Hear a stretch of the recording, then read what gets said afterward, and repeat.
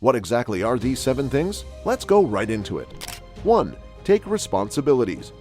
Although it may appear to be a simple concept, it is not, and it has the power to change your life if you take responsibility for your actions, mistakes, and everything else that is going on in your life. Try to help people in need proactively, even if they are not your responsibility. To be responsible, one must take accountability for one's actions. You are aware of the issue and acknowledge your involvement in it. If someone is offended by your message, you are prepared to look into how your communication may have been harmful. When you make a mistake, you don't point fingers or blame your whole team or subordinate. In a radio speech given in 1953, Martin Luther King Jr. expressed it best. One of the most pervasive impulses of human nature is that of laying blame on some other agent for errors we have done. We are always looking for someone or something to blame for our mistakes. People who always point the finger at others for their shortcomings will never be able to succeed. They go from one difficulty to the next without stopping. To attain your full potential, you must constantly develop yourself, which you cannot accomplish if you do not accept responsibility for your actions and learn from your failures. 2. Speak up in front of everyone. If you want to be taken seriously as a bright student, an employee with valuable ideas, be promoted to new roles, and solidify your position on the team, you need to speak up in front of everyone to progress up the organizational ladder. You should speak out in front of your boss, senior, or even your professor in a positive way, as it will greatly improve the overall situation and especially aid in finishing the task and achieving your goals. It is really vital to get a head start on this as early in life as possible. Learning how to communicate well in front of a group of people is a skill that will serve you well throughout your life, in your personal relationships, and of course, in your professional life. You are the only one who will fully comprehend what you are saying. However, maintaining an upbeat attitude while you talk is really necessary. What it means is to state things from a constructive perspective. If you want to indicate anything has a difficulty, for instance, you should say something has a challenge, but you have discovered a means to overcome it. If you are in charge of directing a project, you should analyze the problem and the difficulties, provide a viable solution, and outline a strategy for its implementation. In this way, you will possibly receive promotions sooner than you expect. 3. Give credit to others. The third significant thing that you should do if you want to see positive improvements in your life is to make sure you give credit to others, including your superiors and your subordinates. Just give it a go and see what happens.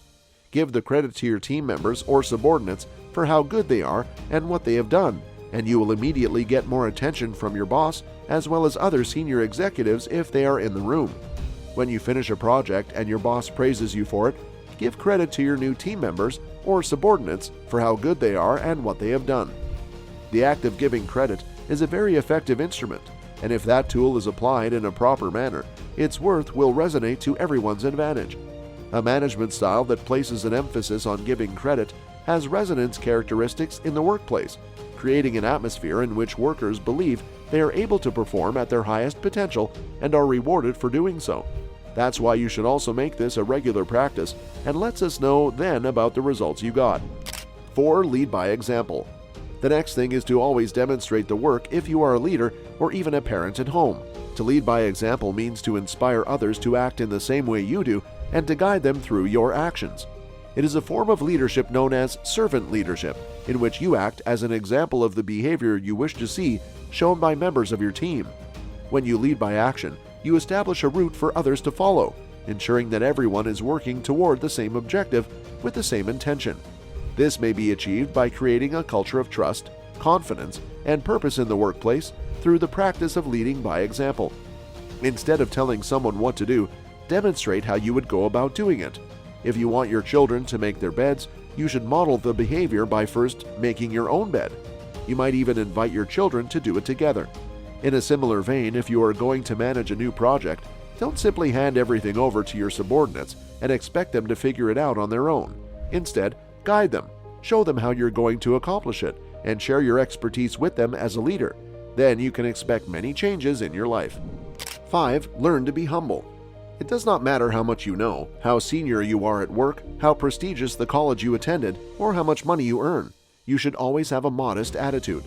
Keep in mind what Steve Jobs had to say about this: remain hungry, stay foolish. Try to think like a child again. Take off your colored glasses and see the world through the lens of wonder and joy. you will discover a universe that is completely unique to you. People who have achieved true success are always humble. Someone's lack of knowledge is what gives them their snooty attitude. People have greater respect for leaders who are likewise humble, and it stands to reason that such leaders would be more successful. Bradley Owens, the author of research that was recently published in the Academy of Management Journal, provided the following explanation. Leaders of all levels consider acknowledging errors, showcasing follower strengths, and demonstrating teachability as being at the foundation of humble leadership, and they believe that these three habits are important determinants of both their personal success and the growth of the business. So you should also include humbleness in your life.